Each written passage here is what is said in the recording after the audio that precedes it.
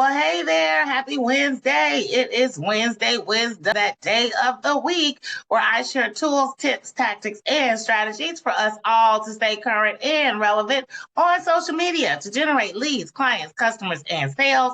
Today's topic is all about marketing and why marketing is not your end game. Marketing is where you really get started with your business. Everything that you do before your marketing is to prepare you for marketing. However, there is a method to marketing if you want to get to success. So, my name is Cecelia Morris, also known as the Digital Marketing Maven, and I teach business owners how to build their brand and their business online using digital marketing strategies with ChatGPT. And whatever site you're watching me on, give me some likes, some hearts, follow, and if it's YouTube, subscribe and click that bell so you get notified whenever I post a new video. So let's talk about why marketing is not your end game. But before I get to that, I want to talk about what happens before you get to the marketing piece. So the first part of marketing is, what do you have to offer? What are you giving the people? And is it something that people want? So you got to do the market research to find out what it is that your people are looking for. What are they already consuming online? What other product, service, or opportunity is out there that is similar to yours? Why are people dissatisfied with that product, service, or opportunity? How can you position yourself as someone who is authority and credible in your niche? And how can you overcome the objections that someone may have for using your product, your service, or coming on with your business opportunity before they even voice those objections? Because if you can tackle those objections head on, then you are going to get that much closer to getting the sale. These are all questions that you need to be asking ChatGPT before you start your marketing. So many people do this backwards, in my opinion. So many people want to create a lead magnet, but they don't have their offer. Your offer should be the thing that you create first, and then your lead magnet is the thing that sells your offer. You're going to take something from your offer that you can give people for free that will give them a quick win, and then you will offer your offer as something that can help them get results faster, better, easier than just using your lead magnet alone. So I, again, say you should start with your irresistible offer, build your lead magnet to promote your offer. Now, but how can you do that if you are not clear on what it is that your audience is looking for, right? We talked about the 8 components of an irresistible offer in an earlier video. Search my page, you can find it. But of those 8 components of an irresistible offer, you need to include as many of those, if not all 8 of them in your marketing message, so that way you can get closer to where the money resides. All right, so now let's get into why marketing is not the end game, and I'm going to talk to you about different types of marketing that I've shared with you before. So the 3 types of traffic are build it, borrow it, buy it. Build it is organic marketing. That's where you go and you post content that is relevant to your audience on all your social sites. You share value inside of groups. You make friends inside of those groups. You go to those friends' pages and you start commenting on their posts. And somehow, some way, in the not too distant future, you can try to slide into their DMs and see if they want to have a conversation about your product, service, or opportunity. Option 2 is to borrow it. By borrowing someone else's audience, say with a summit or a joint venture, usually what happens is you two swap audiences. So you partner with someone who has something that's congruent to what it is that you have, but it won't cannibalize what it is that you do. An example of a joint venture is I have a friend who teaches people how to create AI art with Midjourney, and her clients need to know how to use AI to create compelling copy. So we share our audiences. She teaches my audience Midjourney. I teach her audience how to create compelling copy with ChatGPT. That's an example of how you can borrow it. And then there's buying it. Buying it is paid advertising strategies. As I mentioned earlier, I am Cecelia Morris, the digital marketing maven, and I built my brand and my business online using digital marketing strategies. And now that ChatGPT is on the scene, I'm teaching my clients how to create compelling copy, engaging marketing messages, and promotional campaigns with little to no effort, because ChatGPT does all the heavy lifting for you.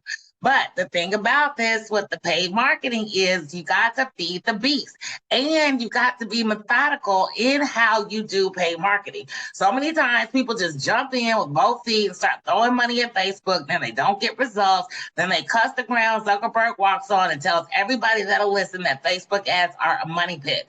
They're not the money pit. It's the fact that you didn't get the right coaching to do Facebook ads effectively. I'm here to tell you Facebook ads work if you know how to work it. So let's contrast the organic marketing versus paid marketing. Organic marketing is going to cost you time because you got to take time to create and post your content. Paid marketing is going to cost you money. So you put some money in to feed the machine. As long as you feed the machine, you'll keep getting results. Organic marketing is going to stop when you stop. Paid marketing stops when you stop spending money. But if you're making money, why would you stop spending money? And that's another misconception about paid marketing. People think that paid marketing is there to put money in your pocket, which it is to some extent. But when you're getting started, paid marketing is to pay for your marketing, right? So as you're making money with your offers through your paid marketing, you funnel that money right back into your paid marketing strategy. So now you basically have a closed ecosystem where your ads are paying for themselves, and then you might get some profit on the back end, especially if you have an ascension program where, again, you give somebody your freebie, your offer, and then something else that you have that is equally or more valuable than your irresistible offer. So there you have it, my friends. Again, the audience, build it, borrow it, buy it. But the thing about why marketing is not the end game is because if you're in business, you cannot stop. So an example of somebody who hasn't stopped with their marketing is Progressive. Progressive Insurance. You remember when they first started doing commercials way back when? It was just Flo. We all knew Flo. And then they introduced Jamie.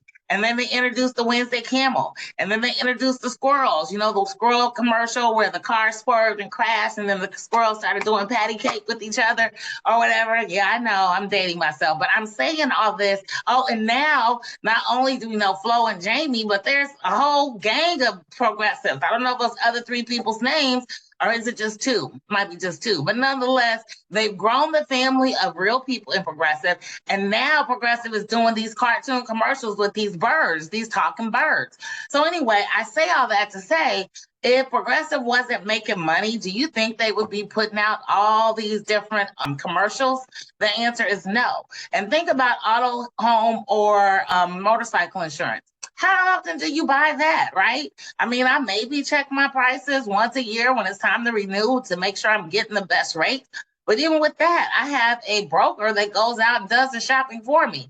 But that doesn't stop Progressive from running commercials. And you shouldn't stop with your marketing either. Because when you stop the marketing, you stop telling people who you are, what you do, and who you serve, and your ecosystem is going to dry up. So I'm gonna close this video giving you an example of how to build out your marketing campaigns inside of Facebook and Instagram. So the first thing you need to do is you need to create a likes campaign to your business page. You have to have a business page and you need to do a likes campaign. You can't do a likes campaign to Instagram yet, but you can do a likes campaign to your Facebook page.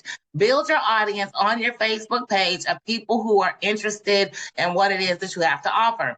Step 2 in the marketing campaign, paid marketing, is you're going to create some omnipresent ads. These are ads that you can run for $1 a day, or if your budget's kind of tight, you can do 50 cents a day.